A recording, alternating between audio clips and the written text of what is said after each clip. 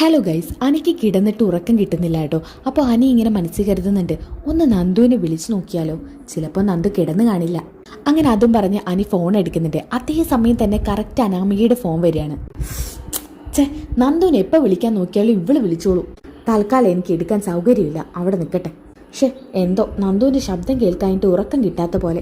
എന്തായാലും നന്ദുനെ ഒന്ന് വിളിച്ചേക്കാം. അതേസമയം നന്ദുവിന്റെ മുറി കാണിക്കുന്നുണ്ട് കേട്ടോ. നന്ദു ബുക്ക് വായിച്ചുകൊണ്ടിരിക്കുകയാണ്. അപ്പോൾ നന്ദുവിന്റെ ഫോണിലേക്ക് അനി വിളിക്കുന്നുണ്ട്.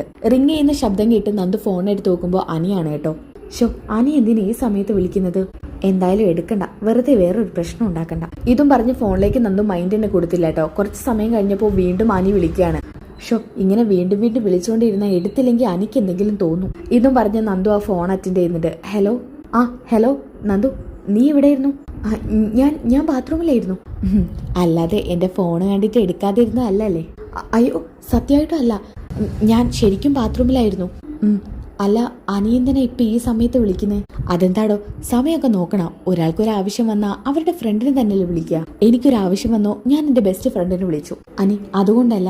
അനാമിക ഇപ്പോൾ അനിക്ക് വിളിച്ച ഫോൺ എൻഗേജ്ഡ് ആയാൽ അവൾക്ക് സംശയം തോന്നും. പിന്നെ അനാമിക എന്നെ വിളിക്കും. എൻ്റെ ഫോൺ എൻഗേജ്ഡ് ആണെങ്കിൽ പിന്നെ നമ്മൾ തമ്മിൽ എന്തെങ്കിലും ഉണ്ടെന്നൊക്കെ അവൾക്ക് മനസ്സിലാവും. അതിന് നമ്മൾ തമ്മിലൊന്നും ഇല്ലല്ലോ. അല്ല, ഞാൻ ഉദ്ദേശിച്ചത് അയാളുടെ മനസ്സിൽ അങ്ങനെ ഒരു തെറ്റായ ധാരണയുണ്ടല്ലോ, അങ്ങനെ പറഞ്ഞതാ. എടോ, അനാമികയുടെ ഒരു പ്രത്യേക ക്യാരക്ടറാ, അത് തനിക്കറിയാലോ എന്ന് കരുതി അയാൾക്ക് ഇഷ്ടമല്ലാത്ത തന്നെ വീണ്ടും എന്തിനാണ് ചെയ്യുന്നത്? എന്താ, നന്ദുവിനെ ഞാൻ വിളിച്ചത് ഇഷ്ടപ്പെട്ടില്ലെന്ന് തോന്നുന്നു. അങ്ങനെയൊന്നുമില്ല. എന്നാലും ഇതൊന്നും ശരിയല്ല. ഏതൊന്നും ശരിയല്ലെന്ന്? നീ ഒരു പെണ്ണ്, ഞാനൊരാണ്. പക്ഷേ പെണ്ണെന്നുള്ള നിലയ്ക്ക് ഞാൻ നിന്നോട് മോശമായി ഒന്നും സംസാരിച്ചില്ലല്ലോ.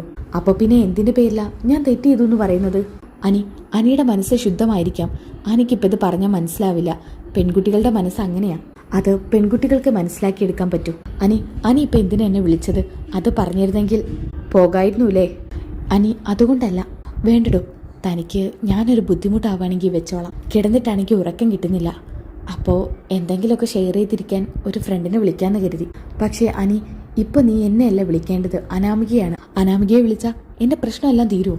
എൻ്റെ പ്രശ്നം എന്താണെന്നുള്ളത് എല്ലാവരേക്കാൾ കൂടുതൽ നന്ദുവിനറിയാം. നന്ദുവിൻ്റെ നിരാശയ്ക്ക് കാരണവും ഞാനാണെന്നറിയാം. വീട്ടുകാരും നയനെടുത്തിയൊക്കെ ഇതിന്ന് പിന്തിരിപ്പിക്കാൻ ഒരുപാട് ശ്രമിച്ചല്ലേ. പക്ഷേ നീ എന്നെ ആത്മാർത്ഥമായിട്ട് സ്നേഹിക്കുന്നുണ്ടെന്ന് ഞാൻ കരുതി. വേണ്ട, എനിക്കിനി ഒന്നും കേൾക്കണ്ട. തന്നെ മറന്ന് അനാമികയെ സ്നേഹിക്കാനായിരിക്കും താൻ പറയുന്നത്. എന്നാൽ എനിക്ക് ഇതുവരെ ഒരു പെൺകുട്ടിയോടും ഉള്ളിൽ തട്ടിയ സ്നേഹം തോന്നിയിട്ടില്ല. എന്തുകൊണ്ടാണെന്നറിയില്ല, നന്ദുവിനെ എനിക്ക് ഒരുപാട് ഇഷ്ടമായത്. കണ്ട മാത്രമേ തന്നെ എനിക്ക് ഇയാളെ ഒത്തിരി ഇഷ്ടപ്പെട്ടിട്ടുണ്ട്.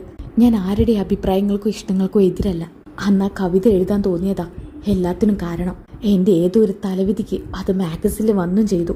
അന്ന് നന്ദു എന്നെ ഒരുപാട് വിലക്കിയിരുന്നു. അനാമികയെ കാണാൻ പോകുന്നതിൽ നന്ദുവിന് പരിഭവം ഉണ്ടായിരുന്നു. നന്ദുവിനെ പിണക്കി ഞാൻ ഒരുപാട് തവണ അയാളെ കാണാൻ പോയി. പക്ഷേ അത് അയാളോട്ടുള്ള ഇഷ്ടം കൊണ്ടല്ല, എൻ്റെ ഒരു ആരാധിക എന്നുള്ള നിലക്ക് മാത്രമായിരുന്നു. അത് ഇവിടെ കൊണ്ട് ചെന്ന് എത്തിക്കുന്നുള്ളത് ഞാൻ ഒരിക്കലും കരുതിയില്ല. ഞാൻ പറയുന്നത്, വേണ്ട നന്ദു, നീ ഇനി കള്ളം പറയണ്ട. നന്ദു സാധാരണ ആരോടും കള്ളം പറയാറില്ല. നീതിക്ക് നിരക്കാത്തത് കണ്ട പ്രതികരിക്കും. എന്നാ എന്നെ അനാമികയ്ക്ക് വിട്ടുകൊടുത്ത് എന്നെ മറന്നു കഴിയാൻ നന്ദുവിനെങ്ങനെ കഴിഞ്ഞു? ഞാൻ ഇതിന് ഹാപ്പിയല്ല, ഒട്ടും ഹാപ്പിയല്ല. എൻ്റെ ജീവിതം നീയായിരുന്നു, നീ മാത്രം. ഇത്ര മാത്രം അനി പറഞ്ഞോളൂ കേട്ടോ. നന്ദു ആണെങ്കിൽ അവിടുന്ന് പൊട്ടിക്കരയുന്നുണ്ട്. നന്ദുവിന് സങ്കടം അടക്കി പിടിക്കാൻ പോലും പറ്റുന്നില്ല. നന്ദു, ഇത് മാത്രം മതിയായിരിക്കും ജീവിതകാലം മുഴുവൻ ഓർക്കാൻ. ഇപ്പം എനിക്ക് മനസ്സിലായി, നന്ദുവിന് എന്നോട് സ്നേഹമുണ്ട്. ആർക്കോ വേണ്ടി എന്നോടുള്ള സ്നേഹം ത്യജിക്കുകയാണ്.